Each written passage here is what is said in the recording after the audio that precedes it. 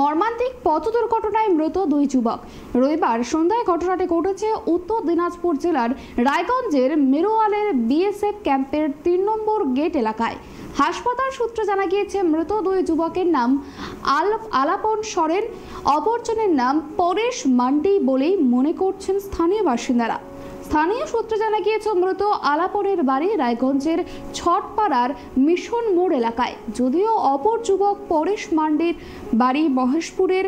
স্থানীয় বাসিন্দাদের অনুমান মোটর বাইক নিয়ে হিমতাবাদের দিকে যাওয়ার সময় পথ দুর্ঘটনাটি ঘটেই মৃত্যু হয় দুই যুবকের, যদিও দুর্ঘটনার প্রকৃত কারণ এখনো জানা যায়নি।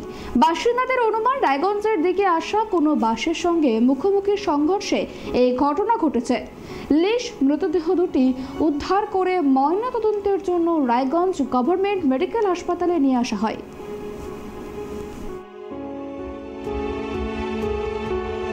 বিএসএফ ক্যাম্পের সামনে ওখানে অ্যাক্সিডেন্ট হয়েছিল, আমরা খবর পেলাম, গিয়ে দেখি দুজনেই মারা গেছে। তো পুলিশ ফাঁড়ির গাড়িতে করে নিয়ে আসছে। কিসে অ্যাক্সিডেন্ট হয়েছে?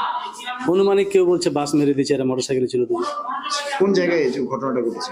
BSF camp Miruyal. হ্যাঁ, মিরুয়াল পুরাতন পুল মিলের সামনে। তারপরে আপনারা জানতে পারলেন? হ্যাঁ, একজন ফোন করলো দিক থেকে। কি মনে হচ্ছে, মানে কিভাবে হয়েছে ঘটনা, কিছু জানা গেছে? কেউ কিছু বলতে পারছে না, ওখানে বাড়ি ঘর নেই, না দোকানও নেই, বাড়ি ঘর নেই, একটু ফাঁকা জায়গাটা। কি করছো? এটা কি করতো?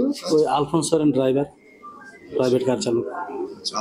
আরেকজন বলতে পারছে না, ও থাকতো আগে এখানে, এখন যে কোথায় বাড়ি করেছে কেউ বলতে পারছে না। এদের বাড়ি কোথায়? একজন মহেশপুরে ছিল আগে, ওর নাম পরেশ, যার অনুমানিক নাম মহেশপুরে ছিল, এখন যে কোথায় চলে গেছে এখানে থাকে না, এসছে ওর বন্ধু। আর ওর মিশন পাড়ায় বাড়ি, ছটপাড়া মিশন পাড়ায় বাড়ি। তাই তো শুনছি। কি গাড়ি, বাইক? বাইকটা তো আমরা দেখলাম না, আমরা তো ওদেরকে নিয়ে চলে এলাম। আপনি কি করে জানলেন প্রথম? একজন ফোন করেছিল, কি দেখলেন? গিয়ে দেখলাম দুজনে পড়ে আছে।